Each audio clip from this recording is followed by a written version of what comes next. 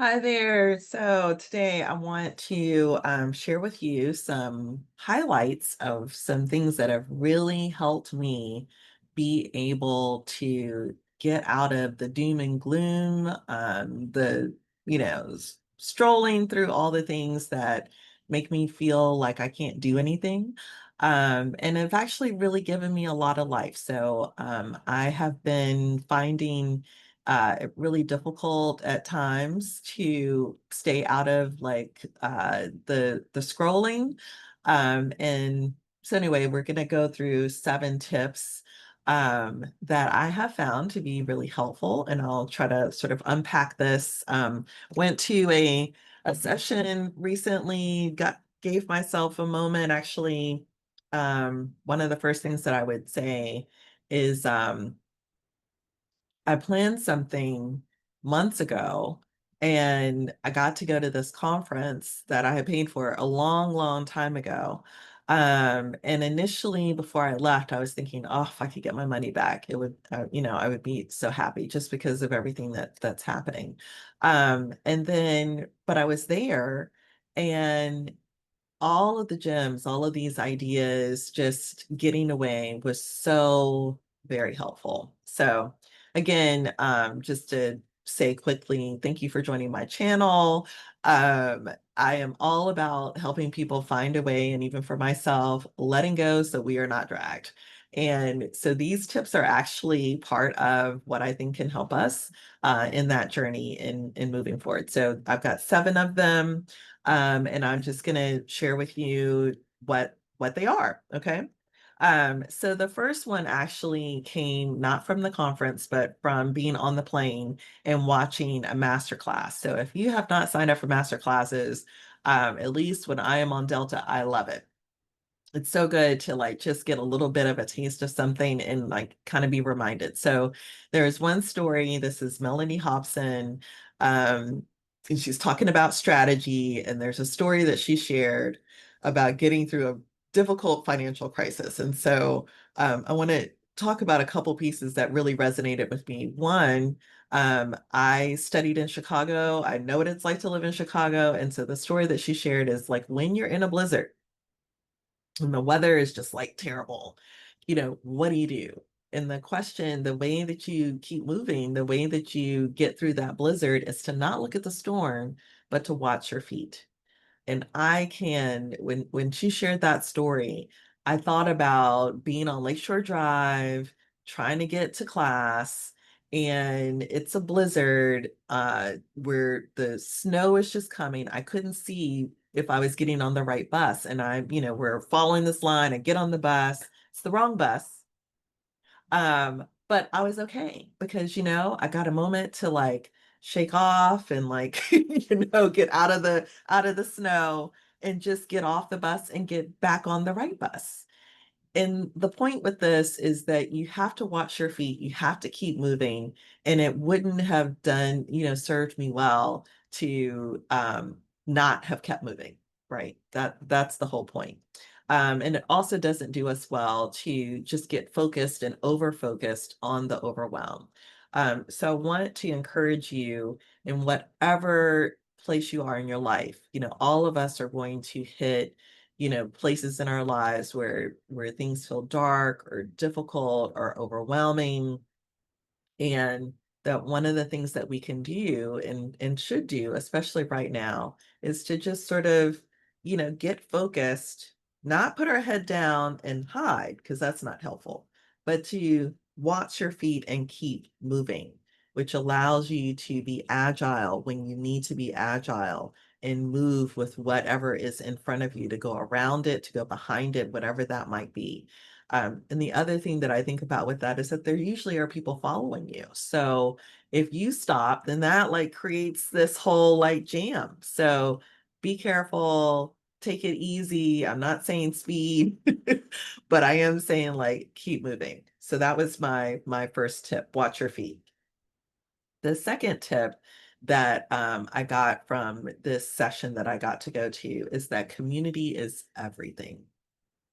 And I can say that that's been my personal lived experience as well. So I want you to think about where is your community? You know, are you showing up somewhere? Is there a place where people are expecting you? Because that's part of it is that, you know, community looks out for you. They support you, or you only in a space where you are the one taking care of everyone else. So we need to have real community in which we are known and supported, in which we can be our full selves, and that you can, you know, say the things you need to say and it not like leave the room or go in a direction that is, you know, not helpful to you. So when I think about this, it's important that we are intentional in surrounding ourselves with people who support you, who are going to lift you up, and who are going to see you. Pausing on that because I think too often we just don't give ourselves a space for that. And those spaces exist, you know. So one of the things I would have you think about is, you know, um, what do you need? Start to envision what that community can be, and then we can work to start to create it. And it's definitely something that I've done personally, as I have worked to support a daughter who has learning differences and needed to get a community to like support us and make sure that there is an understanding and a process. And let me tell you, 10 years down the road, she doesn't remember all of the difficulties that we went through and what that has been like. So, you know, just think about community on all kinds of different levels. So that's tip number two. Tip number three. Oh my gosh.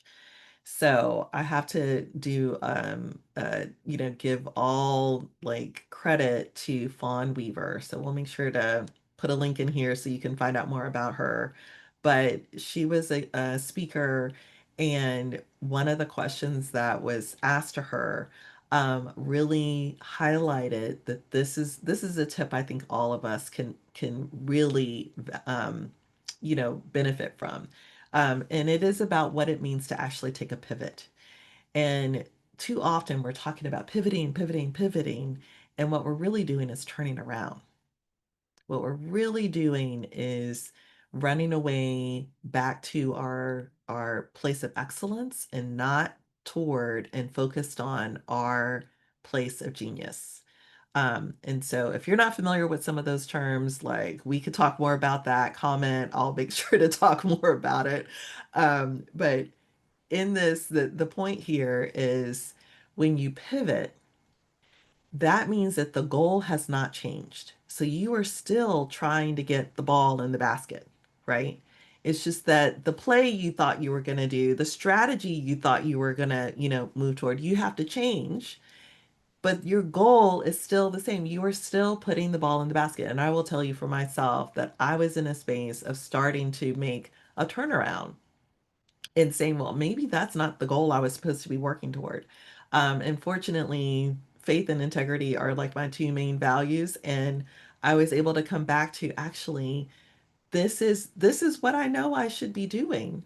And what I need to do differently is change my strategies, which is pivot, and not change the goal, and not just turn around. So I just want to highlight how often it is in our work. And I think organizationally, we think about like nonprofits and the whole idea of mission drift, right? That mission drift is that you're moving away from the goal and you're not necessarily pivoting, changing the strategies and being really clear on the thing that you are, what your mission and passion is actually supposed to be about.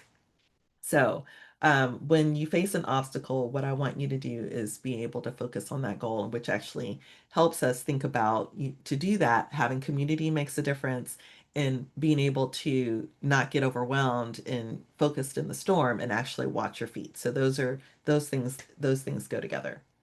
The fourth lesson here is that everything is a lesson. And I want to really encourage all of us, like I journal, I take time to really when I work with organizations and with people and in my coaching, to stop and actually do what we call a debrief but it's not really a debriefing to find the problems. It is a debriefing to say, what is it that I learned? Just open, just all of the pieces. Because too often we go through a whole experience and maybe the end point didn't really get us the outcome. Let's say that we planned an event and you had 5 people show up and you were really hoping that you were going to have 100. And what you do is you decide, oh, I'm not supposed to do those events or do anything in that direction because I only had 5 people. What I like to tell people is to say, hey, you have 5 people. You did the event. You followed through. You actually like there were things that you can learn. And so the question would be to go to those 5 people and say, what brought you here? What is it that made you want to be here? And then use that information, right, to build on to the next thing. And maybe even if you had people who registered, what made you register? And then what got in the way of you actually showing up? And is there anything that we could do to help support you doing more? So I could go on and on about that, but I think that the key with this component is to just recognize that everything actually is a lesson if we reframe it from, and look at it and say, what am I meant to learn here? So, when you hit an obstacle in your life, or you are, challenged with something, or you have a success with something. So, this is one of the things I think we don't do enough of, to actually take time when you have a success to unpack why it worked and what it was that like helped it happen. Was it the right timing? Was it the right offer? Was it the people? Was it the thing that you were actually doing? Too often we have successes and we just go, okay, or we even like dismiss it as a success. So everything is a lesson. Find a way to take everything that you do and say, what am I to learn from this? All right. All right. We have a few more to go through. Um, Number 5, have fun. We need to have fun. I behind me you can see I like to paint. I like to dance. I like to like laugh. This is something my husband and I talk about a lot, which is one of the things that like brought us together. It is important in in spite of everything that might be going on to infuse your personality, a little bit of fun, so that you can have peace and joy. One of the things that we see, and we could go into the science of this, but I won't necessarily say that, but I just want you to think more about your own lived experience. When you're like having fun and chilling out and, off, when you're not like so busy into the work, that's like when the great ideas come. And so make sure that you incorporate fun and joy and peace in your life. Um, Too often we don't do that. And so especially if you are in a space where you're needing to make a pivot, um, give yourself some time to, be creative, to access that other part of your brain. To, even if you're not great at art or music or singing or dancing, give yourself some space to go do those things. It just changes the energy and it really helps you to stay focused on the things that really, really, really matter. Okay. Next couple things that are important. And also, please, one, but also like I need to hear from people. And so you can tell me like if any of these are resonating with you, if you want to hear some more that we could go into deeper on any of these particular things, please let me know, put a comment in there. The other thing that I want to just acknowledge in, as we, tips for just like thriving right now, and also how to let go, is that we have to get away from not being visible. Like we actually need to not hide. We need to find a way in whoever and wherever you show up in your community to be bold and be your authentic self. And let me say why I think this is important, and why it's important to understand that our stories matter. What I've learned in my work is that the more I'm authentic, then the more permission that gives for other people to be authentic. And if I'm not authentic, if the teams that I'm bringing in, I'm training and they're doing things and they're not authentic, then the group doesn't get to the space where it needs to be. So if we take this outside of like the kind of work we do and just kind of living life, as a parent, in a relationship with my spouse, with my family, in any setting that I'm in, the more authentic I am, then the greater the likelihood that they can be authentic and be more of their authentic selves. So a piece I build on is working in the recovery, mental health addiction fields. And so very often, um, when I was first getting started, there weren't people who looked like me. There weren't Black women. There weren't, it just wasn't, we're 5% of the population of psychologists. There's just not a lot of us. And so it's important, and fortunately there are more of us now, but there's still, not a whole lot, that we just have to find a way to be much more authentic and be visible and share our stories. And there are platforms for us to do that. So a favorite piece that I'd like to reference is Chimamanda Adichie's TED Talk on the danger of a single story. So the idea here is that the more stories we tell, just the different ones and authentically our stories, then the more we have, and that just creates more and more abundance. So be visible, find a way to know that your stories and your presence matters. Be bold and know that your authenticity is going to be a contagion for others to be authentic as well. And then my last tip, which y'all gonna have to help me with this one, okay? Because I even have to struggle with this, is that we have to learn how to use tech. Okay. Um, so the point, and I think the reason that this is important is that many of us, and this is me, right, um, are just, sometimes I just want things to, let's go back to the flip phone, right? Like let's let's keep things simple. I want to, I like still writing things out, and I still keep an actual planner that keeps track. I have both the electronic and I have the thing that's written because it's just better for my brain. Um, but the point here is that as we learn the technology, and this is what I would like to encourage all of us to be thinking about, then we can use it in a way that actually supports us instead of it sort of, ruling us.